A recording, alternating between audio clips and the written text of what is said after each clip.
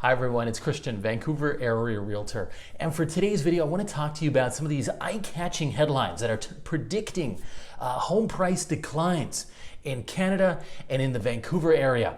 And here's a good one, just a day old. TD Bank sees up to 25% drop in Canadian home prices by 2023. Very irresistible headlines. They sell fear, and they get you shaking in your boots. And so what I want, certainly if you're a homeowner anyway, so what I want to do is just take a little bit of a closer look at these numbers and really attach dollars and cents. And what are those percentage declines in actual real dollars? I think that'll be of more value to you as a buyer if you're sitting on the fence thinking about getting into the playing field. And for you as a homeowner thinking about a move, I think it helps to know how much you put in your bank account. So we're going to focus on the Vancouver area. First thing I want to do is take a step back, take a look at the big picture. Sales were down 41% year on year. That's about as big as it gets. You can't drop any more than that. Now, those are sales numbers, not prices. As low as they were actually higher than July's numbers. So I think that tells us that we've sort of hit a bottom with sales numbers. I mean, you're always going to have people moving, right? Folks are moving out of their parents' house. They're getting married, maybe moving in with their parents. There's people moving into the region and people leaving. And so you're always going to have a certain amount of activity, and I think that's what these numbers reflect. I think we're not going to go lower than this. We probably will see a steady drop off of listings if sales stay low. Listings were down about 15 to 25% in some areas. Now, a couple of things here. When we're looking at prices, it really helps to know the sales to listings ratio. So what that means is if you have 100 homes on the market, how many of those 100 sold? Well, here's an example. We see a breakdown of 3 product types, and we're focusing on the detached here, 12%. So 12 out of 100 homes sold. That's just the low end of a balanced market. A balanced market is one where prices are flatlining, and that's normally between 12 and 20%.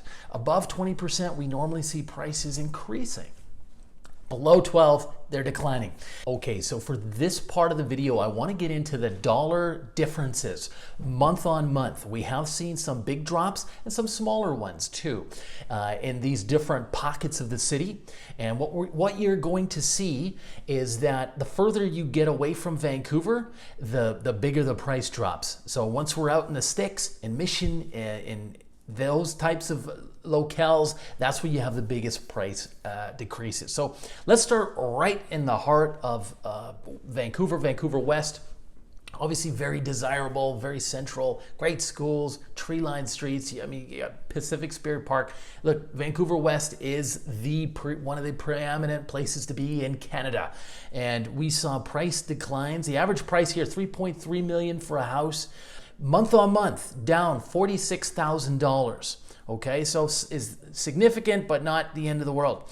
I just sold a place in Vancouver West, beautiful home. Sellers had been there for almost 35 years, very nicely renovated. The good stuff, the good product still sells. Even in this market, even with those headlines, those 25% drop headlines that you've seen, it's still gonna go. Vancouver East, month on month, we've seen the price come down by $29,000 for the average detached home, which is now just under $1.8 million. Again, there, just a few days ago this week, we had clients were looking at a home. This was the Lamborghini of listings, beautifully renovated home. Sellers spent $100,000 just stabilizing the concrete because in pockets of Vancouver East, there's a lot of peat moss, so the soil's very soft. And then they put on a metal roof, which lasts 60 years. It's a lot of money. This home was listed for $2.5 million. Sold within a week, 4 offers, done the day they took offers. $250,000 over the asking price. And that is not the sexiest of neighborhoods. So there is still a demand for good product. That's what I want you to take away from this. Moving along, Richmond, not much of a difference, less than 1% decline. In dollars, that's less. A $2.1 million house is $18,000 cheaper. 1 month to the next, Coquitlam, we saw, again, similar to Vancouver East, just a little under $1.8 million is the average home price. Homes $58,000 cheaper in August over July. And then let's look at the Burnabys. And Burnaby South, not much of a difference. It's basically flat, which is telling me that the price potentially has bottomed in that location. Burnaby North, like the South, very well serviced by the SkyTrain, multiple stops, lots of development in the Brentwood area. So homes there have been really desirable since the beginning of the pandemic. A real run up in prices. We saw a stronger correction there. Home prices came down $114,000 to $1.96 million on average, 1 month to the next. And then Burnaby East, sort of the weak sister of the Burnaby area, if I can say that. It's, not the prettiest location. You get car mechanic shops and car washes and the odd parking lot. So homes there will go for less. Big run up during the pandemic. Homes have come down by $75,000 1 month over the other. So average price there is about 1.73. Myself, I still find it curious. You look at an area like Burnaby East and then compare it to Vancouver East, which is more central, better serviced by the SkyTrain, prettier streets, and yet the home prices are the same. So that's an interesting one. I'd be looking at Vancouver East if it was a question between the two for me as a buyer. So I hope that helps. Now, when you drive further out and we cross the river, the Fraser, and we're out in the Fraser Valley, here's an example. Look at North Surrey. Price is down $100,000 month over month. That's significant now. Average home price there, $1.534 million in North Surrey. Langley, also down just under $100,000 to $1.62 million.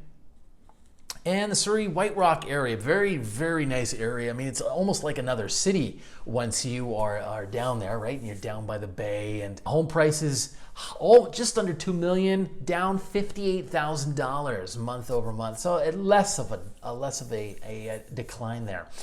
So I wanted to put and attach numbers, real dollars, to these percentage declines that you see on stats reports and so on.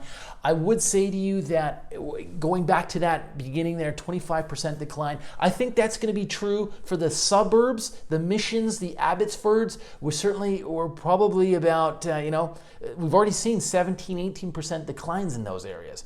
If we're talking about Vancouver, West and East, well, we're looking at a 4 to a 9% decline. I don't think those areas, those central locations, are going to see a 25% decline. At this point, there's no evidence of that. We'd have to see some significant change in the interest rates, and by that I mean they'd have to really skyrocket to see that kind of a decline. I don't see it. So we'll have to see how the market does move forward. If you have questions or comments, feel free to reach out to me. Give us a thumbs up if you enjoy the content and the insight in these stories, or subscribe, because we do love having you. And we'll see you next time.